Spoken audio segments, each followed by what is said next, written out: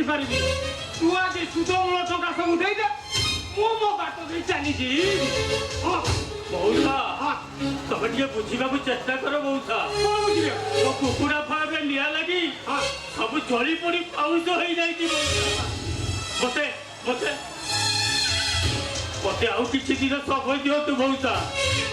ମୁଁ ଆପଣଙ୍କୁ କଥା ଦଉଛି ଆପଣଙ୍କ ସବୁ ସୁଧ ଟଙ୍କା ମୁଁ ପଇଠ କରିଦେବି।